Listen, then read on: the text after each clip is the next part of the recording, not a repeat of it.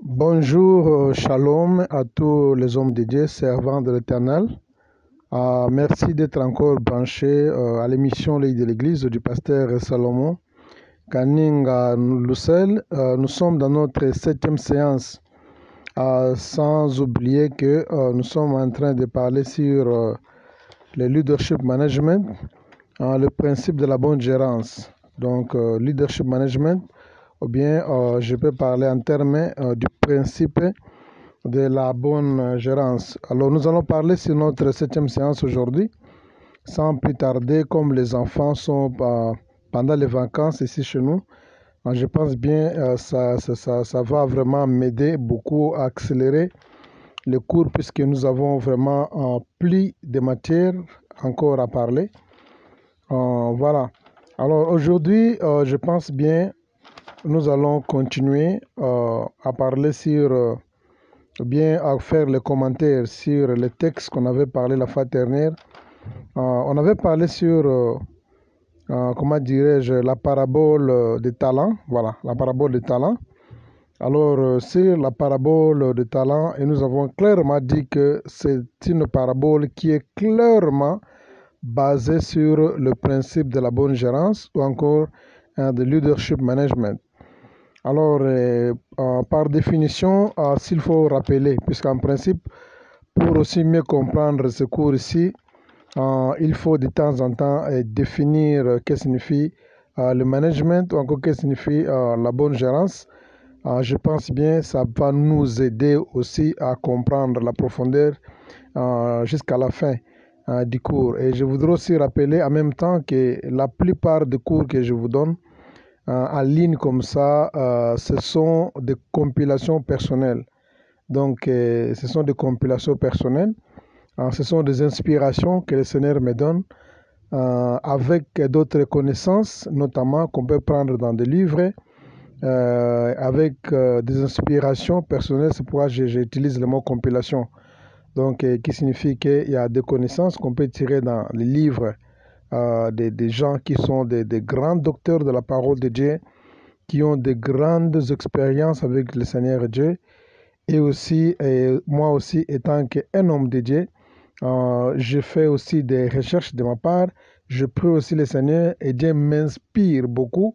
Mes compilations sont plus nombreuses par rapport à ce que je peux tirer ailleurs. Voilà.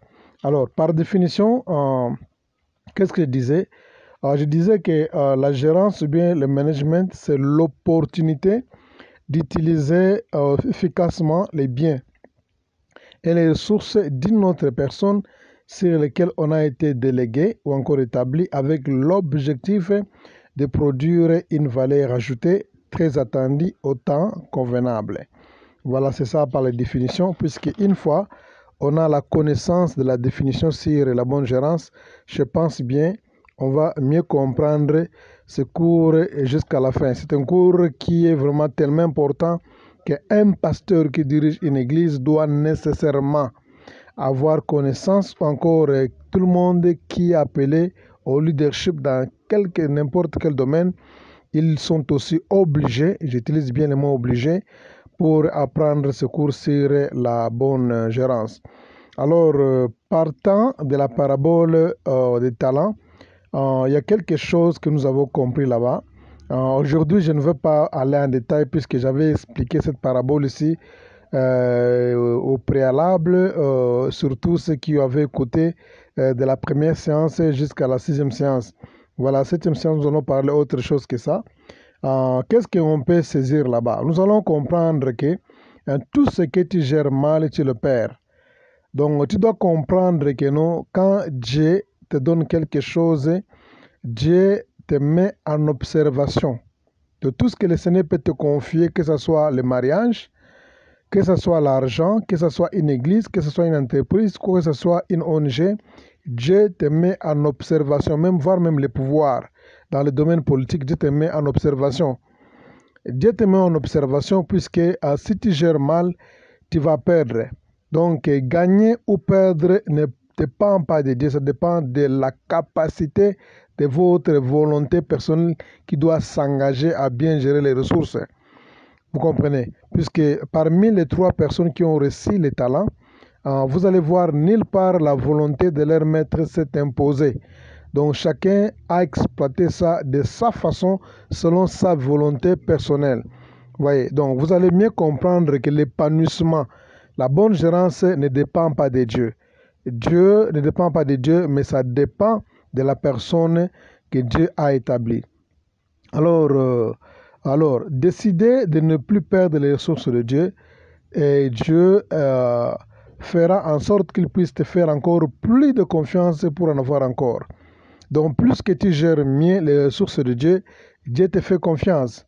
Les mots ici, confiance, il faut souligner ça, c'est un mot qui est tellement important. C'est vrai qu'il y a les gens que Dieu ne fait jamais confiance, malgré toutes les capacités principales divines de Dieu. Il est omniscient, omniprésent, omnipotent, mais il y a des gens, les gens à qui Dieu peut faire confiance, il y a les gens aussi, Dieu tire leur compte de confiance compte tenu des ressources que Dieu a placées sous leur gérance.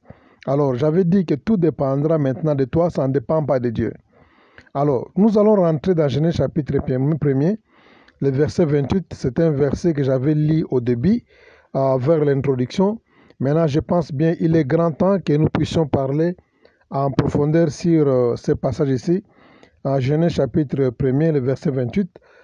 Nous allons lire ensemble si vous êtes prêts avec votre Bible.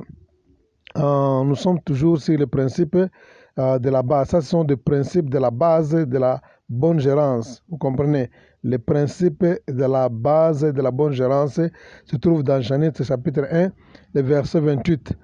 Ce verset est vraiment catégoriquement et absolument les principes de la bonne gérance.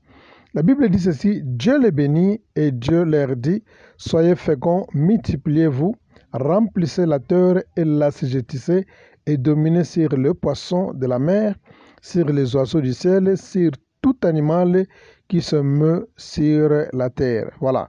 Alors, en partant de ces versets-là, de ces versets ici, vous allez comprendre que nous avons plusieurs verbes. Et chaque verbe, c'est tout un livre.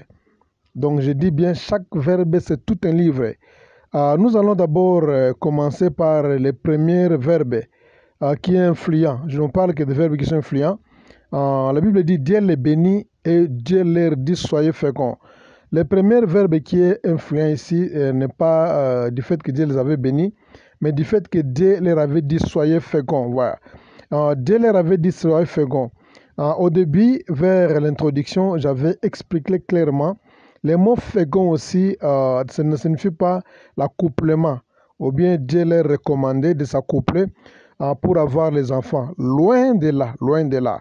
Alors, s'il faut partir des versets de base, je pense bien, on doit aussi être curieux pour lire la version de l'anglais et la version aussi de portugais pour, comment dirais-je, pour mieux comprendre. Et ce sont ces verbes ici à des significations différentes dans chaque version. Et toutes les explications qu'on a utilisées pour le verbe soyez féconds ça définit comme porter les fruits. En principe, en hébreu, on n'utilise même pas soyez féconds, on n'utilise même pas porter les fruits. En hébreu, on dit become. Become, c'est-à-dire, en anglais, on parle sans terme de become. Become, c'est-à-dire, Dieu a dit devenez. Donc, verbe devenir. Donc, quand Dieu les avait bénis, Dieu les avait dit que devenez. Donc, become. Donc, c'est un verbe qui est en anglais qui signifie devenir, mais il y a un terme qui est en hébreu qui signifie become. Dieu n'a pas utilisé les mots soyez féconds, comment dirais-je, dans la version de l'hébreu. Voilà. Dieu avait dit become. Avant que nous puissions faire un peu de commentaires sur la version de l'anglais et de la version de portugais, je voudrais un peu faire un peu de commentaires sur la version de l'hébreu. Quand Dieu les avait dit, Dieu au lieu de dire, Dieu n'a pas, quand Dieu les avait bénis, et Dieu avait dit become, c'est-à-dire devenez, verbe devenir.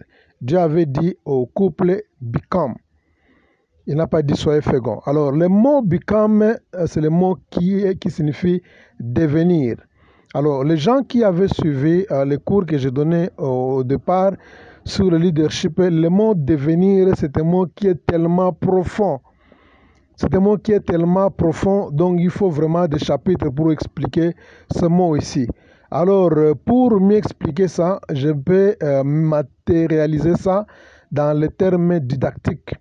C'est-à-dire, Dieu voulait qu'il devienne. Dieu a dit devenez.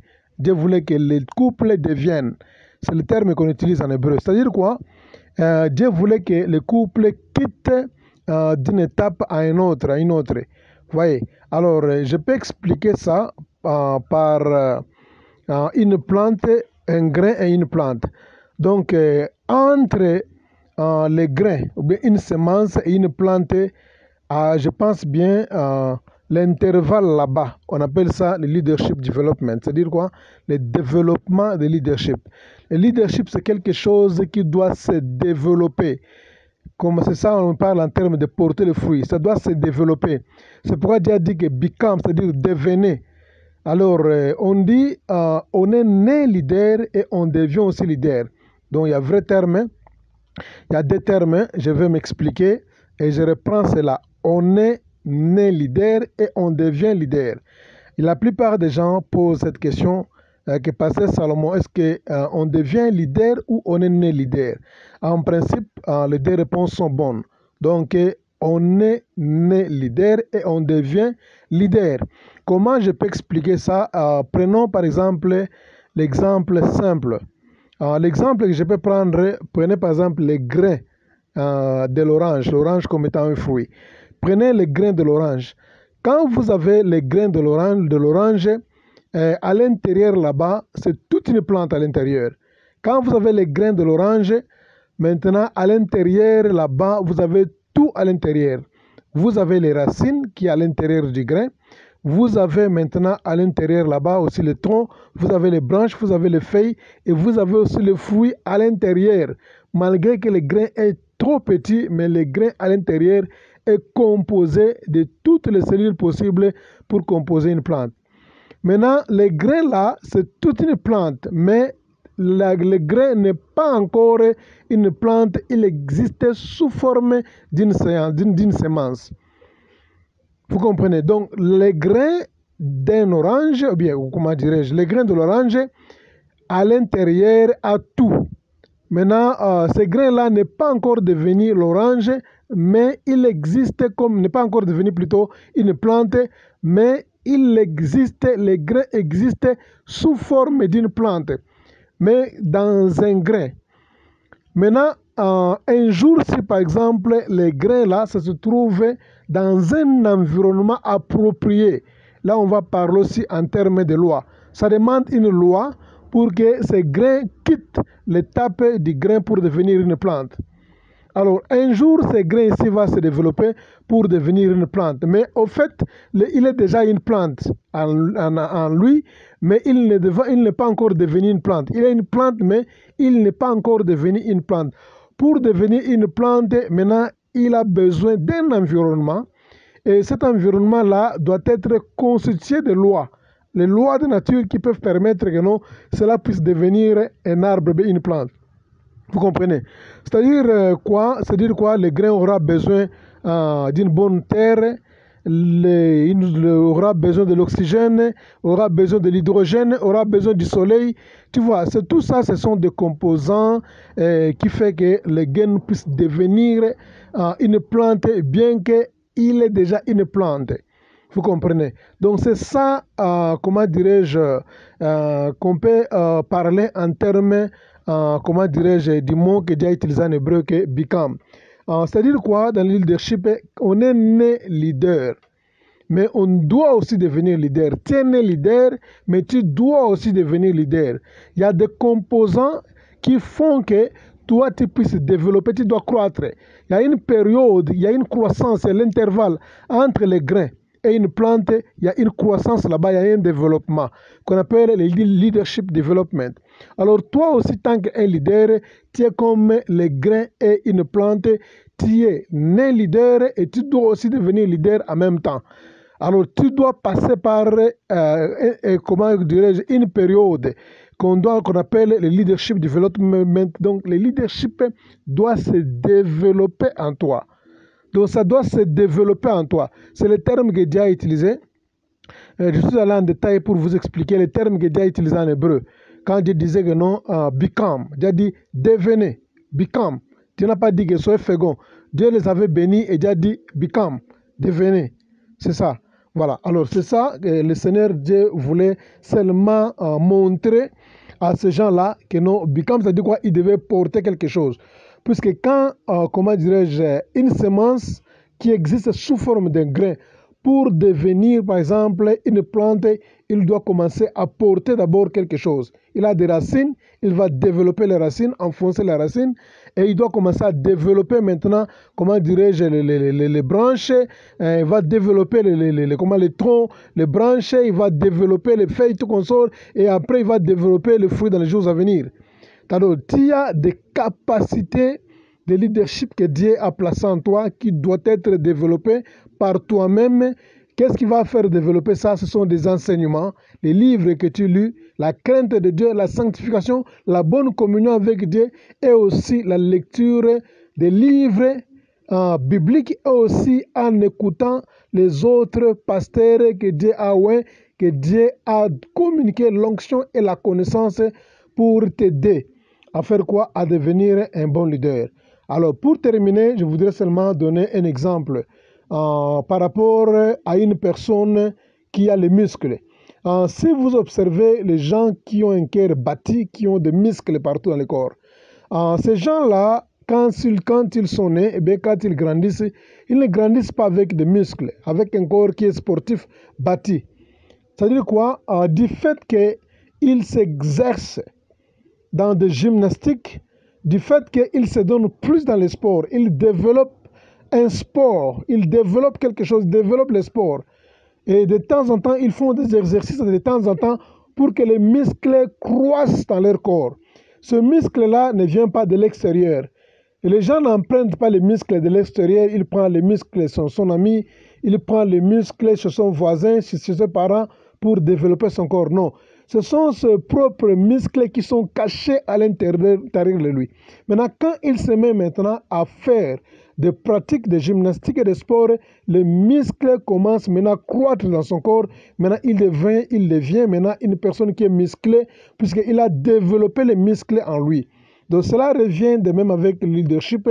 Il y a des gens qui ont des capacités, des potentialités, mais qui n'ont jamais eu le courage ou bien la dévotion, qui n'ont jamais eu la volonté de développer les dons, des capacités que Dieu a placées dans leur vie pour qu'ils deviennent leaders. Ils meurent avec ces capacités-là. C'est pourquoi la parabole des talents est mieux placée pour nous expliquer les gens à qui on a donné les talents, mais ils ont développé ça. Donc c'est ça le terme que Dieu a utilisé. Ils ont développé ça. Voilà, ils ont développé les talents.